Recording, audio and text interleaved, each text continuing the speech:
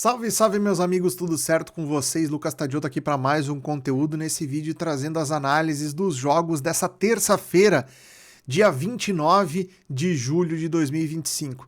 Temos apenas duas partidas aqui que eu vou analisar para vocês, são os jogos onde eu vou trabalhar nesse dia 29, tá?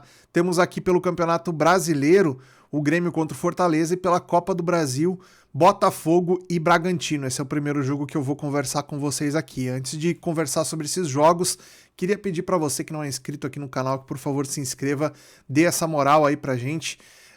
Se você gosta do conteúdo que eu trago por aqui, também deixa o like, que ajuda muito ao nosso conteúdo continuar crescendo aqui no YouTube. Então conto com a ajuda de vocês, beleza? Começando então às 19 horas pelo jogo da Copa do Brasil, Botafogo e Bragantino. Temos aqui um confronto onde o Botafogo, onde as duas equipes aqui, na verdade, vivem um momento interessante, né? Se a gente pegar a tabela do Campeonato Brasileiro, vemos aqui duas equipes que estão conseguindo fazer um campeonato bacana. O Botafogo até havia um pouco mais de expectativa, mas com o retorno do Mundial, a troca de comando técnico, né, todas essas situações aí, a gente viu um time precisando reajustar algumas coisas. E ao que tudo indica, pelo que a gente tem visto do Botafogo nos últimos jogos aí, é uma equipe que rapidamente já tá pegando a forma aí de jogar do novo treinador, né? Já temos aí uma certa identidade de jogo no Botafogo, onde é muito nítido o trabalho do novo treinador aí, o David Ancelotti, né?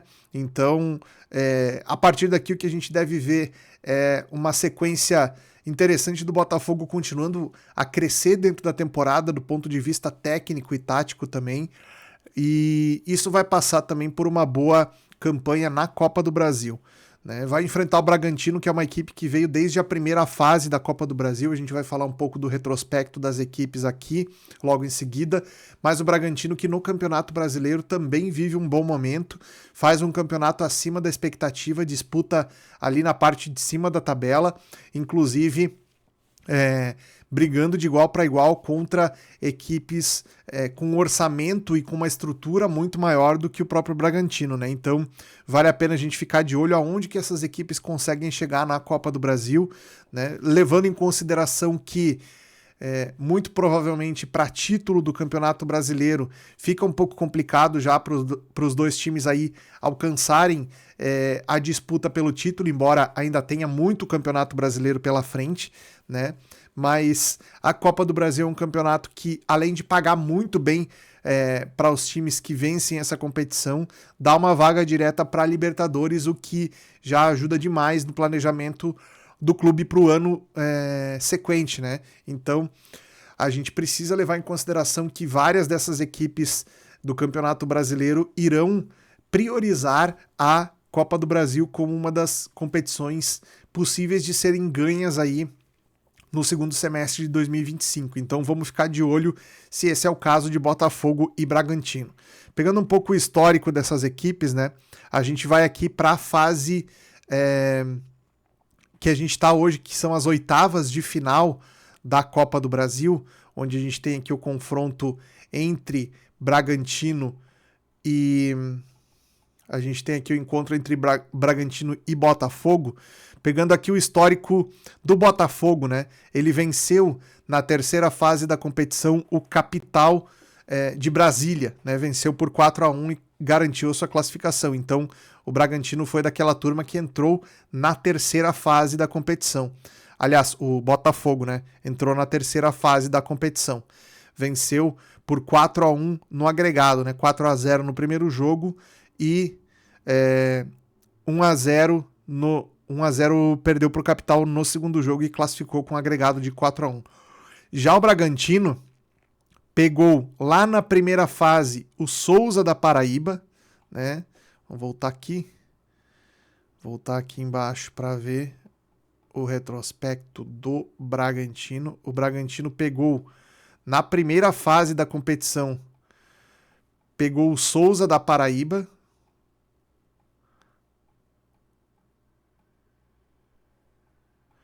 Na primeira fase da competição, o Bragantino pegou o Souza da Paraíba. Vamos ver aqui. Empatou em 1-1 e passou nos pênaltis. Na segunda fase pegou o São José de Porto Alegre, empatou em 1-1, passou nos pênaltis. Na terceira fase, já com 2 jogos, o Bragantino pegou o Criciúma, perdeu a primeira partida por 1-0 e venceu a segunda partida por 6-0, então conseguiu um placar elástico aqui de goleada e classificou para pegar então o Botafogo nessa fase de oitavas de final. Quem passar dessa fase aqui vai pegar o vencedor de Cruzeiro e CRB, né? Então a gente pode ter aqui um confronto de uma dessas equipes com um dos times aí que disputa a liderança do Campeonato Brasileiro hoje. O Cruzeiro tá ali junto com o Palmeiras e com o Flamengo embolado ali na disputa pela liderança do campeonato, né? Então é interessante a gente ver essa briga aqui, onde o Bragantino também atualmente tá ali por perto, né? Então podemos ter algum confronto aí interessante também na próxima fase. Agora, o que a gente tem para esse confronto aqui? O Botafogo, como eu falei, ele é uma equipe que vem nesse processo de reorganização tática com o seu novo treinador. Já o Bragantino tem uma certa estrutura aí desde o início da temporada que vem funcionando muito bem, que vem dando muito certo, né? Os problemas do Bragantino aqui eles estão ligados muito mais à questão das lesões, tá? Existem vários jogadores do Bragantino aqui que estarão fora por lesão, alguns deles bem importantes. Destaque aqui para o Matheus Fernandes, para o Juninho Capixaba e para o Pedro Henrique, jogadores que vinham fazendo uma excelente temporada aqui e que, desfalcando a equipe do Bragantino, não tem substitutos aí no mesmo nível de qualidade técnica, né? Então pode comprometer a situação do Bragantino, esses desfalques, tá? Do lado do Botafogo a gente também tem desfalques importantes aqui, né? Danilo um desfalque importante, sem dúvida nenhuma. O Barbosa também é um desfalque importante. O Bastos também é um desfalque importante. Mas a estrutura tática da equipe do Botafogo consegue se manter mesmo com esses desfalques, né? Jogadores aqui como o Marlon Freitas, como o Alan, como o Arthur Cabral, que está muito bem no time do Botafogo. O Arthur também estão vivendo um grande momento dentro da equipe do Botafogo, então esses jogadores aqui podem fazer a diferença, eles estando bem, podem sim fazer a diferença a favor do Botafogo nesse primeiro jogo, que é no estádio Newton Santos, né? Então o Botafogo vai contar com seu fator local, precisa fazer um jogo com imposição contra o seu adversário para tentar construir um placar de vantagem. A gente sabe que em jogos como esses, mata-mata da Copa do Brasil, você conseguir construir um resultado de vantagem dentro de casa na primeira partida é de fundamental importância para conseguir matar o confronto no contexto dos 180 minutos. Jogar contra o Botafogo lá no estádio do Botafogo, jogar contra o Bragantino no estádio do Bragantino não é simples, tá? É uma missão complicada. Então o Botafogo precisa muito construir uma vantagem nesse primeiro jogo aqui e provavelmente deve tentar colocar o time para cima, fazer um jogo mais agressivo contra o Bragantino aqui nessa situação. Não imagino que essa odd de 1,60 seja uma odd tão justa assim para o Botafogo, tá? Eu acho que essa odd deveria ser de 1,70 para cima para fazer sentido aqui o preço do Botafogo. O Bragantino, como visitante no Campeonato Brasileiro, pelo menos é um dos visitantes mais perigosos que a gente tem no campeonato, tá? É uma equipe que jogando fora de casa tem uma postura de quem joga dentro de casa, não se intimida com a pressão do fator local adversário, deve fazer um jogo equilibrado contra a equipe do Botafogo, não deve fazer um jogo fechado, retrancado. Então, isso aqui chama bastante atenção pra gente, pra uma correção de preço dessa odd do Botafogo, caso o time não conseguir encaixar a sua marcação, não conseguir encaixar o seu estilo de jogo contra o adversário, e também provavelmente um cenário que possa levar ao mercado de gols, porque a gente tem aqui a necessidade do Botafogo tentar construir um placar de gols, e qualquer gol marcado pelo Bragantino fora de casa pode fazer com que o time fique numa situação muito confortável para o jogo da volta. A odd do over 2,5 está pagando 2,10. Para mim pode ser o mercado preferencial desse jogo aqui, trabalharmos o mercado de gols.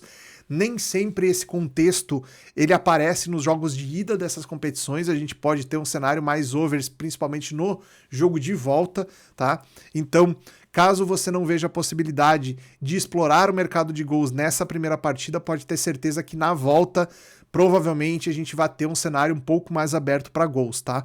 O que acontece é o seguinte, se o Botafogo fizer 1-0 aqui, ele vai querer continuar em cima para fazer o segundo, para fazer o terceiro, para conseguir construir saldo e sair com uma condição cada vez mais tranquila para o jogo da volta. Já o Bragantino, se tomar um gol, vai querer empatar o jogo, vai querer equilibrar as ações da partida, então isso garante pra gente que a gente pode ter um cenário mais interessante para trabalhar gols aqui, ok? Bom, falando desse jogo, então depois a gente vai falar de Campeonato Brasileiro, Grêmio e Fortaleza. Antes de falar desse jogo, queria lembrar você que quem tá sempre na força do conteúdo aqui do Stake Cheia é a Superbet. Se você não tem conta na Superbet, eu recomendo muito que você crie a sua conta utilizando o link que está na descrição ou o QR Code que está aqui na tela, né? Você escaneando o QR Code aqui do vídeo, você consegue criar a sua conta na Superbet e aproveitar as super odds que essa casa oferece para os jogos de Campeonato Brasileiro e também de Copa do Brasil. Então vai pintar muita coisa boa aí para esses jogos de meio de semana, principalmente da Copa do Brasil aqui, que se você tiver sua conta na Superbet, você vai poder aproveitar e eu vou mandar algumas coisas lá no meu canal do Telegram também. Então fica esperto, cria sua conta na Superbet e me segue lá no Telegram para a gente pegar as melhores oportunidades, a Panther nesses jogos de Copa do Brasil principalmente. Beleza? Falando então de Grêmio e Fortaleza, nossa senhora, o Grêmio ele tá conseguindo se complicar num campeonato que tem ali 4 ou 5 times mortos que estão muito a fim de cair para a segunda divisão e o Grêmio quer muito entrar nessa briga, hein? Se a gente pegar aqui a tabela do campeonato, depois do Mundial de Clubes o Grêmio não venceu ninguém, tá? Então isso aqui já começa a ficar uma situação complicada para a equipe do Grêmio, ó. Nas últimas 4 partidas 2 derrotas e 2 empates. Não estamos falando aqui de Sul-Americana, onde o Grêmio também foi desclassificado na Sul-Americana na repescagem contra o Alianza Lima do Peru. Perdeu a primeira e empatou a segunda, foi eliminado. Então a gente tem aqui o time do Grêmio que só tem o Campeonato Brasileiro a partir de agora. Já dá aí notícias de contratações que está fazendo, né, reforçando o elenco, trazendo alguns jogadores novos aí para o plantel. Isso pode fazer com que o Grêmio melhore um pouco, suba um pouco de nível dentro do campeonato, mas o que está faltando necessariamente para o Grêmio é conseguir encaixar, é conseguir ter uma dinâmica de jogo estabelecida. A gente vê o Grêmio com muitas dificuldades, mesmo jogando dentro de casa, às vezes contra adversários mais fracos que ele próprio, Grêmio, tem muita dificuldade em conseguir criar, em conseguir gerar situações de gols, em conseguir agredir o gol do adversário. E vai pegar um Fortaleza que vem motivado por uma vitória. Aqui na última rodada, venceu o Bragantino por 3-1 dentro de casa. Um jogo onde o Fortaleza se comportou muito bem. A gente tem aqui no futebol brasileiro uma situação que é muito interessante da gente analisar, que quando uma equipe troca de comando técnico, parece que os jogadores se remobilizam para mostrar para a torcida que a culpa não era deles, que a culpa era do treinador que foi demitido. E aí eles começam a se empenhar muito mais e começam a jogar muito mais. E a impressão que eu tenho é que o Fortaleza aconteceu exatamente isso, né? Com a saída do Vojvoda, parece que o time se remobilizou na tentativa de mostrar para a torcida do tipo, a culpa não era nossa, a culpa era do treinador. Então, nos deem um voto de confiança aí que a gente vai buscar uma recuperação no campeonato. Então o Fortaleza venceu a última partida, um jogo difícil contra o Bragantino, tá? E venceu bem, venceu por 3-1. Subiu um pouco na tabela aqui, embora não tenha conseguido sair ainda do rebaixamento, até porque a situação do Fortaleza era bem complicada, né? Mas aqui contra o Grêmio agora, uma vitória do Fortaleza pode tirar o time depois de várias rodadas do Z4 da competição, né? Empurraria ali o Vasco para o Z4, né? O Vasco que tem 15 pontos, Fortaleza tem 14, iria a 17, passaria aqui o Santos e passaria o Vasco e ficaria aqui em critérios talvez até na frente do Vitória, né? Não sei se na frente do próprio Grêmio, mas iria encostar ali naquela galera de cima. Então, pro Fortaleza, é fundamental conseguir vencer esse jogo aqui, Se não vencer, pelo menos somar algum ponto aqui, porque se fizer 15 pontos, às vezes passa o Santos no critério aqui, talvez não saia da zona de rebaixamento, mas fica muito próximo disso acontecer, né? Então, é muito importante pro Fortaleza conseguir somar pontos aqui nesse jogo contra o Grêmio. Já o Grêmio, por sua vez, como eu falei, vem de um momento de crise, vem de um momento complicado. Acredito que se não vencer esse jogo aqui contra o Fortaleza dentro de casa, já se gera uma instabilidade no comando do Mano Menezes aqui também. É claro, a gente tem aqui um treinador que é extremamente prestigiado, extremamente blindado aí pela diretoria do clube, só que a gente sabe que a diretoria do Grêmio vem fazendo aí também uma gestão muito ruim do ponto de vista de organização, da questão de comando do futebol. Então as decisões e as opiniões dessa diretoria pode mudar de uma hora para outra, e o trabalho do Mano Menezes, que era protegido pela diretoria, com mais um ou dois resultados negativos aí, pode ser que a cabeça do Mano Menezes venha a rolar aí no comando do Grêmio. Então tudo isso está envolvido nesse jogo aqui entre Grêmio e Fortaleza.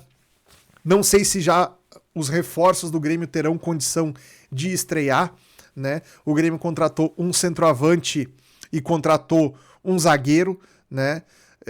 Eu não sei se os dois terão condição para estrear já nesse confronto, mas provavelmente o Grêmio vem com uma escalação um pouco diferente, talvez com uma equipe um pouco mais ofensiva do que apareceu nos jogos anteriores, né? A gente tem aqui como destaque dois meninos da base, o Riquelme e o Alisson.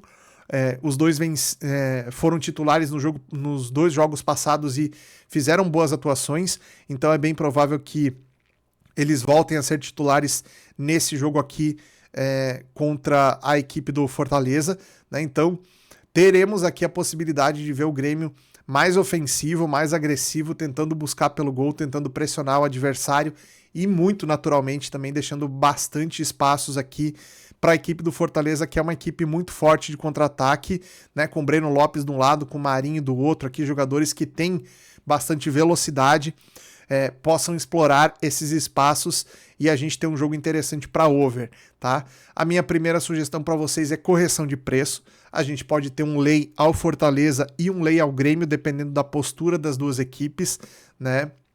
Levando em consideração que o Grêmio tente fazer um primeiro tempo de mobilização e o Fortaleza faça um jogo mais reativo no início do jogo, um lay ao Fortaleza nessa odd de 13,30 que tem bastante espaço para correção, perfeito? Como segundo cenário aqui, o mercado de over goals é interessante, o over 2,5 pode ser um mercado bacana da gente trabalhar, levando em conta que as duas equipes aqui têm uma alta média de gols feitos e gols sofridos por jogos, então temos aqui um histórico dos dois times com um perfil mais over. Podemos explorar esse tipo de situação aqui ao longo do jogo, sobretudo se o placar for aberto mais cedo na partida, a gente pode ter uma janela para poder explorar o mercado de gols aqui nesse jogo, beleza? Temos aqui como os jogos secundários, então, nesse dia 29 aqui, dois jogos de Série B, o Criciúma enfrenta o Cuiabá, temos aqui o Criciúma na 8ª colocação e o Cuiabá na 6ª colocação, então um jogo aqui que pode fazer com que pelo menos o Cuiabá tenha a chance aqui de ingressar no G4 da competição, tá com 28, pode ir a 31, né? O quarto colocado, a Chapecoense, tem 30 pontos aqui, então o Cuiabá tem essa possibilidade de, vencendo esse jogo contra o Criciúma, subir de colocação aqui. Fato é que o Criciúma, jogando dentro de casa, tem um retrospecto interessante aqui como mandante. Aliás, como mandante, o Criciúma não vem muito bem na competição, seria apenas o 15º colocado como mandante, então aqui temos uma boa oportunidade sim para o Cuiabá conseguir somar pontos, embora o Cuiabá não seja um grande visitante também, né? Nas últimas 5 partidas perdeu 3, empatou 1 e ganhou 1 como visitante, então não sei como o Cuiabá vai se comportar nesse jogo aqui, a tendência é que seja um pouco mais reativo, mas o Criciúma não tem tido um bom retrospecto como mandante, coloca a odd do Criciúma aqui, mesmo sendo um time que tem dentro do seu estádio uma pressão interessante da torcida contra o adversário, tá com uma odd bem alta aqui do Criciúma como mandante. Outro jogo que a gente tem na Série B aqui, Goiás e Remo. Goiás é líder da Série B nesse momento com 36 pontos e o Remo está na 5ª colocação. Pode ingressar também no G4 da competição caso vença o jogo contra o Goiás, ou mesmo empatando aqui, pode ir para 30 pontos aqui. Acho que não entra no G4 se empatar, precisa vencer aqui o Remo para conseguir entrar no G4. E a equipe do Goiás brigando aqui para manutenção da liderança no campeonato, né, com 18 jogos e 36 pontos. O time do Goiás, que dentro de casa vem fazendo um excelente campeonato aqui na Série B. Se a gente pegar só como mandante, o Goiás é o 3º melhor mandante do campeonato, né? O Remo é o 14º visitante do Campeonato Brasileiro, então fora de casa não é um time que agride muito seu adversário, então temos aqui uma odd de bastante favorito a favor do Goiás, beleza? Então era isso, rapaziada, essas foram as minhas análises para os jogos dessa terça-feira de futebol, dia 29 de julho. Se você gostou, deixa o seu like, se inscreve no canal, comenta aqui nos comentários, beleza? Nos vemos no próximo conteúdo, um grande abraço, até lá.